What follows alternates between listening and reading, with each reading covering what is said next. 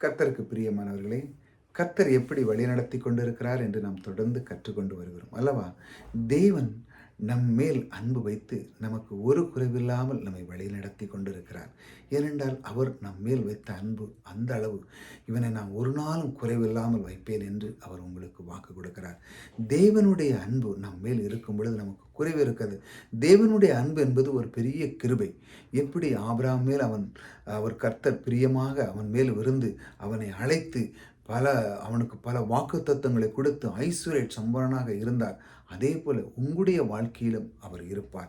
ஏனென்றால் அவர் சொல்லுகிறார், அந்த ஐஸ்வர்யத்தை சம்பாதிக்கிற பலனை தருகிறவன் நான்.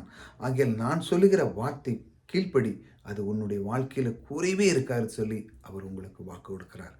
அந்த வார்த்தை என்ன என்றால், விதைப்பு அறுப்புங்கிற பிரமாணம். சொல்லுங்க, நீங்க விதைப்பு அறுப்புங்கிறது எனக்கு கொஞ்சம் புரியல, கொஞ்சம் தெளிவா சொல்லுங்க அப்படின்னு சொல்லுகிறார். தேவன் சொல்கிறார், விவசாயி பாருங்க தன்னுடைய நிலத்தில் எப்படி விதைச்சு அது அறுவடை எப்படி நடக்குன்னா, தேவன் அந்த பூமியின் மேல் அவர் கட்டளையிட்டு இருக்கிறார். அதனதன் ஜாதியின் பிரகாரம் பிறப்பிக்க கடவுது என்று சொன்ன அந்த தேவன் பிரமாணத்தை அதில் வைத்திருக்கிறார். அந்த பிரமாணத்தின் அடிப்படையில் அது வேலை செய்கிறது. ஆனால் சொல்லுங்க, அது ரைட்டு தான். ஆனால் பணம் எப்படி வேலை செய்ய போகுது என்னுடைய வாழ்க்கையில், பெருக்கத்தை எப்படி கொண்டு வர போகிறது என்று கேட்குறீங்க இல்லையா? தேவன் பணத்தையும் விதை என்றே கூறிவிட்டார். ஹல்லேலூயா! சந்தோஷமா இருங்க.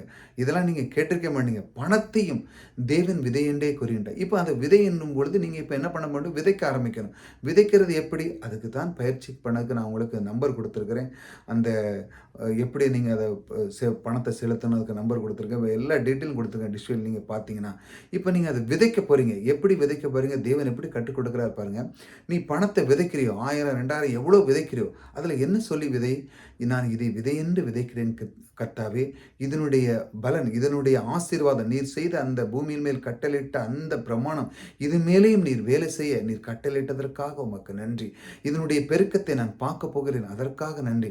நான் அதை நோக்கி பார்க்க போகிறேன். என்னுடைய அந்த விதைக்கும் பொழுது அதன் மேல் ஒரு நோக்கத்தை நீங்கள் வச்சிருக்கீங்களா? அந்த நோக்கம் கண்டிப்பாக இருக்கணும். எதிர்பார்ப்பு இருக்க வேண்டும். ஆம், தேவன் எனக்கு தரப்போகிறார். ஏனென்றால் பெருக்கத்தின் தேவனை நான் நேசிக்கிறேன்.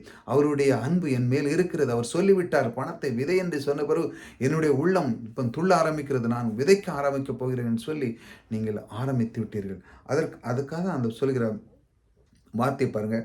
தேவனுடைய ஐஸ்வர்யம், ஞானம், அறிவு என்பவைகளின் ஆழம் எவ்வளவா இருக்கிறது பாருங்க. தேவனுடைய ஐஸ்வர்யம் பாருங்க. தேவனுடைய ஐஸ்வர்யம் நம்முடைய ஆண்டவர் நமக்கு கொடுக்கிறது அவர் ஞானத்தையும் அறிவையும் இந்த அளவுக்கு நமக்கு கொடுத்து தான் அவர் கொடுக்குறார் பாருங்க. நான் உங்களுக்கு கொடுத்துற அந்த வார்த்தையை பாருங்க. சத்தியம் உங்களை விடுதலையாக்கும் சொன்ன அந்த தேவன் இப்போ பேசி கொண்டிருக்கிறவர் கர்த்தராக இருக்கிறார். அவர் சொல்லுகிறார், விதை பார்ப்பை விட்டு விடாதே, இன்றே அதனை பயிற்சி செய்ய பழகு.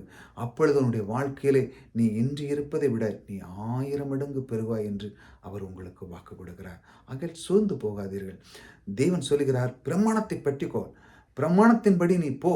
நீ ஏன் கலங்குறா? நீ ஏன் கிரியை மேலே வச்சிருக்கனா? அது செஞ்சாதான் இப்படி நடக்கும், இப்படி செஞ்சாதான் அப்படி இல்லை.